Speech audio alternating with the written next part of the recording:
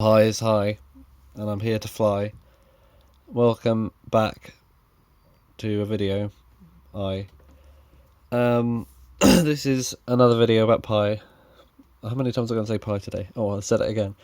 Uh, um, Last video I did about this, probably uploaded either yesterday or the day before. I'm not sure what schedule I'm going to do. In reality, it was recorded about 5 minutes after I had a glass of water. But yeah. Oh no, I need to be quick about this because I know I'm just going to ramble for another minute. Okay, pie. This is about basically. I noticed that pie, especially the 45s, maybe the 78s as well. I'll have a look at them in a minute.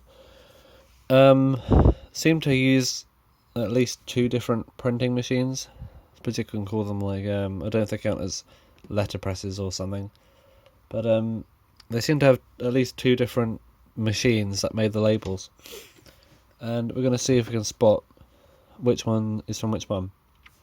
And there is a way of telling. Maybe they probably had more than two machines, to be honest, but they had two different sets of letters anyway. Typing blocks, I suppose. I'm not sure what system they use. Probably arranging the letters in a thing and printing it. It's just printing, isn't it? That's what printing is. But yeah, let's start from the beginning. So I'm bringing the 78s again, and basically, we're looking for two different things because I'm trying to do a bit of research here. I'm not entirely sure what was going on at Pi, but I just want to see what was done, purely out of my own curiosity. So, for example, if I get a couple of records now, like these two, we'll get back to them later, and these are really worn out, but these are, in fact, two copies of the same record. 7N 35203, otherwise known as He's in Town and Flashback by the Rockin' Berries. I love that song, both of them. Yeah, first of all, from the catalogue number 7N, then the N stands for Nixa, which was the original name of the Pi label. I don't know when they finally declared, oh no, when the label's now called Pi.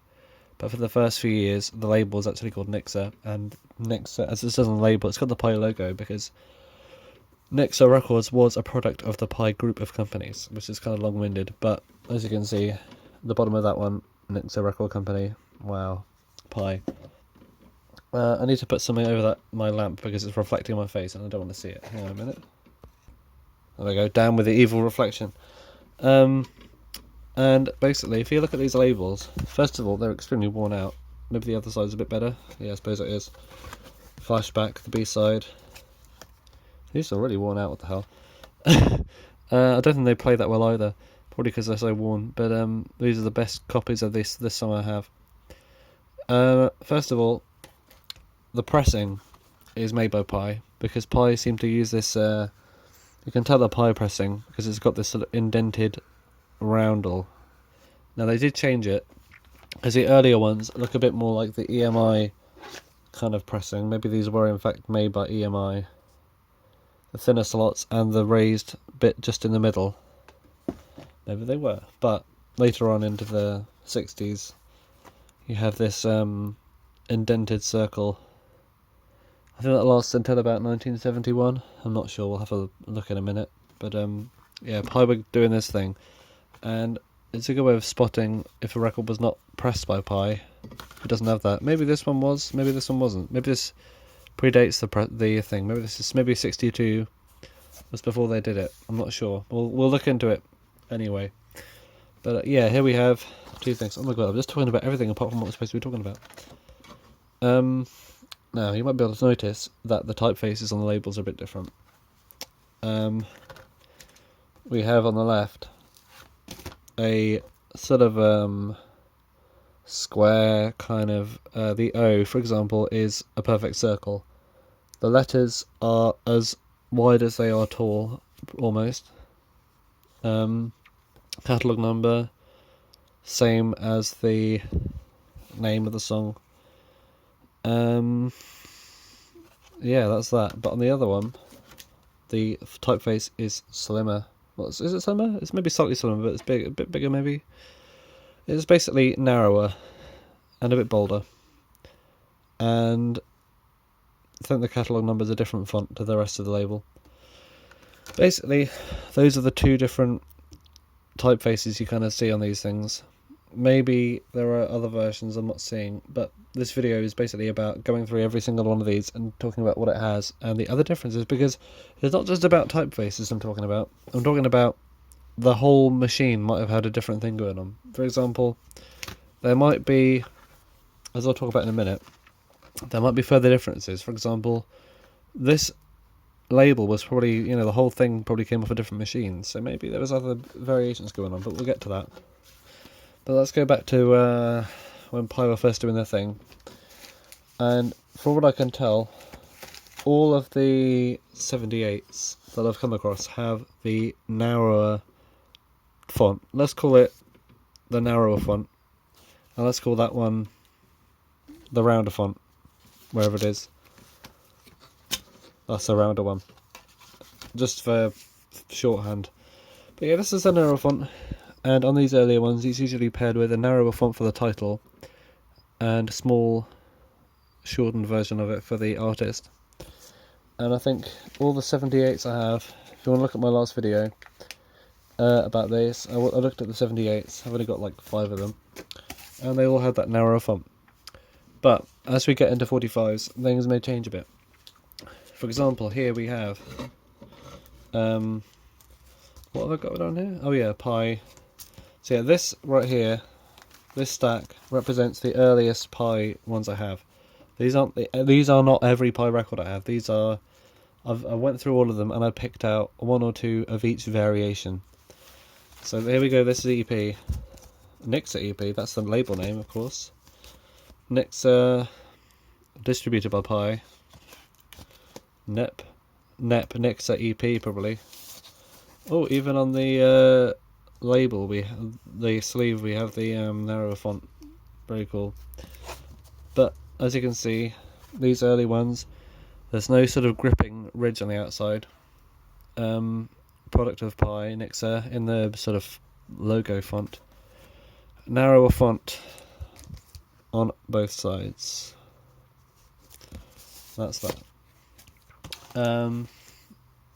What's this one? Oh, this is a single. 15129. These are kind of in order, but as you can see again, there's no gripping ridge on the outside.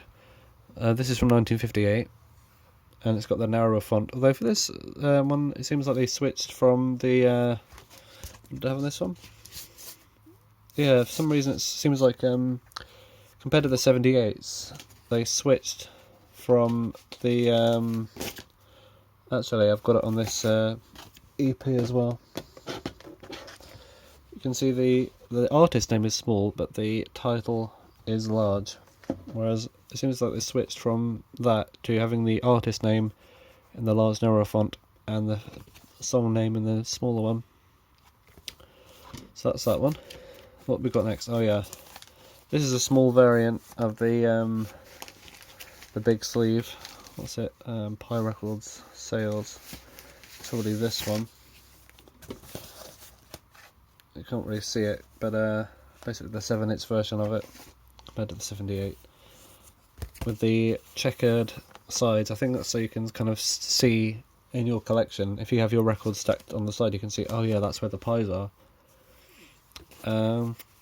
But as you can see with this one, we start seeing by 15148. So between 15129 and 15148, if these are in fact first pressings, we have gripping ridges on the edge of the label, because a lot of record players have this thing where you can stack records on top of each other, and when one's playing, because the platter turns with the other record stacked on top of it, it can make records slip. These ridges were added, I presume, so that they didn't do that, to varying effect, because some of them don't really work. As you can see, we've still got the narrower, I'd say EMI style dinking slots, and these would allow you to pop the middle of the record out if you want to play it on a jukebox or an American record player where they have a large hole in the middle. I might have an example of a big hole record around here somewhere. What's this? Oh yeah. What's the difference?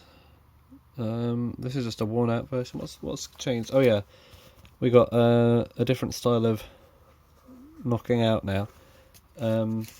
This is 15148, but now we have the larger slots. We've also got that sort of gripping ridge. It's quite shallow, and it looks like someone went over it with like a miniature, I don't know, lawn aerator or something. I'm not sure. Next we have, what's this one? Oh, it's another copy of the same one, just not so worn out. I'm not sure why I picked that one out. Maybe it's so this one you can see where the grooves are in the edge of the label, but this is a good example. Although this sleeve probably housed 15206, which is a record I don't have. I don't think. I need to look up what that is later.